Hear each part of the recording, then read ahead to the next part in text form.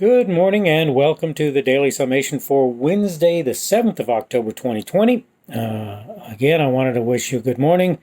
I wanted to express my hope that Mr. Dan Bongino found out that things were not as serious as it sounds like they're sort of shaping up to be.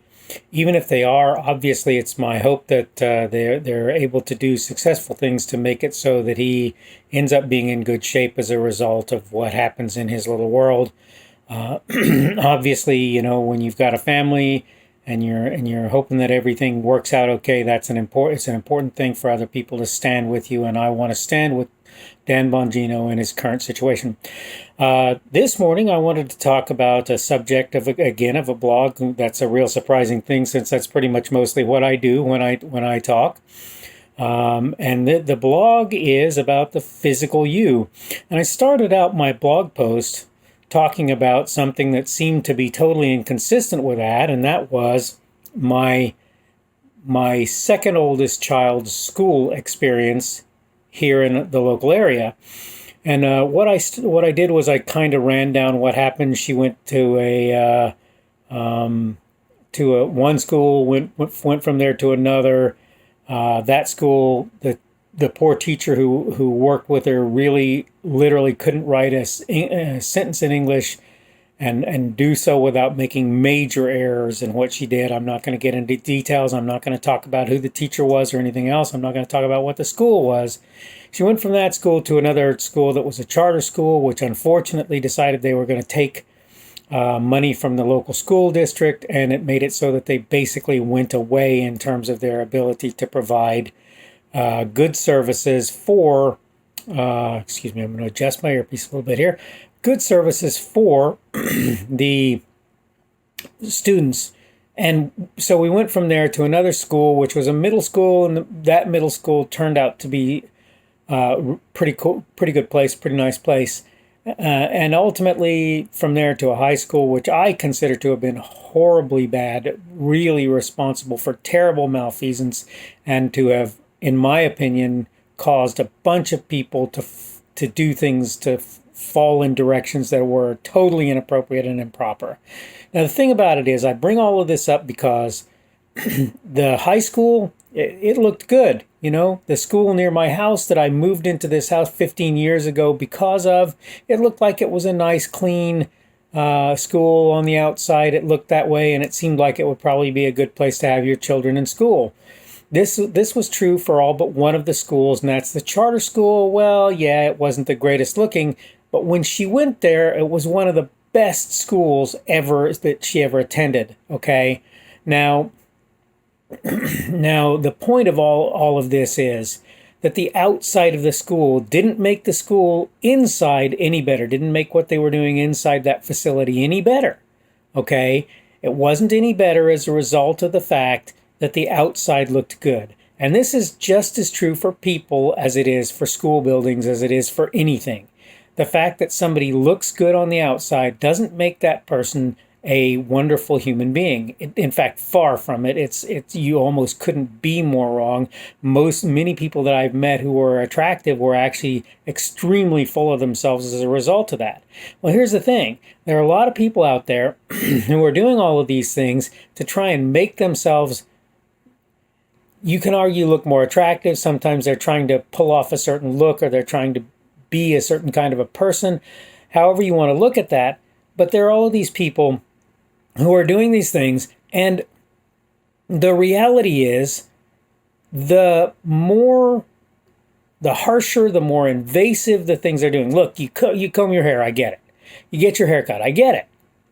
You maybe even get your hair colored. Well, you're starting to move into a direction I don't get as much. You get piercings, you get tattoos. I don't get it. At this point, we've stepped out of the realm of I get it. We're no longer in the realm of I get it. We're out of that realm. We're in the realm of I don't get it anymore. And the more severe that becomes, the less I get it. So, tattoos, piercings, body modifications where they put the stuff under the skin or pierce stuff into the skin or whatever, splitting your tongue, even things like liposuction where you could just moderate and become more healthy in your lifestyle. And again, there are some people who you can make an argument for liposuction or for lap band surgery or bariatric or whatever. You can make an argument for those people, and I'm not saying you can't. And of course, there are people who have like cleft palate and similar, and those people, it's not just about the physical appearance. They're literally trying to normalize their ability to do things that everybody else is used to doing on a daily basis. So those are totally understandable. They're still scary because sometimes they work like expected and sometimes they don't. I'm not one to normally name names, but I'm going to take just a second and do that. We all were sorry to hear that Joan Rivers passed away some time ago. Well, what was she doing when she passed away? She was under the knife to make her look, as far as we can tell, more attractive. I'm not saying that I'm happy that that happened to her and that should have happened and so forth. What I'm saying is that this individual literally probably lost her life, at least as a major part, due to the fact that she wanted to look better and that she went into whatever operation she went into in order to do that. Again, it's a horrible thing. I'm very sorry to hear that it happened, and I by no means am I saying ha ha ha serves you right. That's not anything like what any reasonable, sane, sensible human being does. But the point is that there are literally dangers to doing doing various things to make yourself look attractive, and we really don't even know what all they are. There are biochemical issues, but there are so many other things that can happen, right? There was a basketball player, I think it was Lynn Bias was his name, apparently tried cocaine or similar. I don't think the amount that he tried was excessive, according to most people. I'm not saying I support cocaine use. I do not. I may be wrong about the drug. I'm not saying I'm sure that it was that particular thing. And it killed him. It killed him. And I don't know whether it was a result of the fact that he was in a sort of a heightened state of health, or a bad state of health at that point, or whether there was something in his biochemistry or exactly what it was that killed that individual. But I do know that it did so, right? And I doubt anybody talking to him at that point thought, oh yeah, this is going to kill him. I very much doubt that. And again, it's a horribly unfortunate thing. I don't want anybody to think that what I'm saying about that as, oh, it serves him right. No, I'm not saying that. Not at all. Not even a little bit. I'm very sorry to hear that it happened. Very sorry to hear that it happened. Right? So, and I grieve for his family that it did. It's really an unfortunate thing that it's the case. It's, and his friends and everybody else, right? Everybody who lost that individual. But my point is to say this.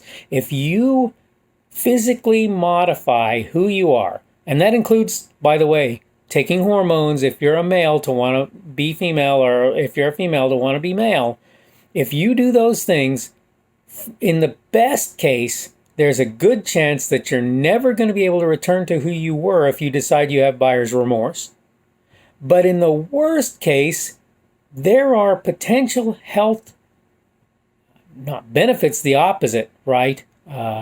Potential health issues that you may have as a result of doing those things, and those health issues could literally mean the end of your life, right? Obviously, if they don't, they can also mean other things. Maybe that ink that they used, or the needles, or whatever that they used to give you that tattoo, were such that you get something out of it. It used to be a very common thing for them to talk about getting one of the hepatitis strains out of going to get a tattoo. I don't think that's nearly as common because they've tightened down the rules for doing that, so that's probably not as big a thing by any means these days. But my point is, changing your physical appearance, the more drastic you are to do that, the more chance there is that you're actually going to end up in some kind of harm in the long term, and the more drastic, again, the less likely it is that you're actually going to be able to go back. I have a friend who had tattoos. She has since decided she doesn't want them, and she's spent a lot of time removing those tattoos. So buyer's remorse set in, whatever the reason, and here she is trying to get rid of the tattoos that she spent all of that time and money on. Okay, I'm basically out of time. Again, I hope that Mr. Bongino finds out good things from the procedure that he's been through, and that things go well for him and his family. I know that there's a possibility that may not be the case, and I'll just let you know that I'm praying for him just like I would for anybody that I know this kind of thing is true for. Again, I just want you to really understand what kind of seriousness there is in modifying yourself. Okay, you have a great day, and hopefully you'll have a good rest of the week. I think I will. Things are looking good right at this moment, though not great by any stretch of the imagination, but you have a great day, and hopefully we'll see you tomorrow. And let's see if I can get the date right. Tomorrow should be the 8th, and it will be Thursday. Again, I hope you have a wonderful day, and hopefully we will see you again tomorrow.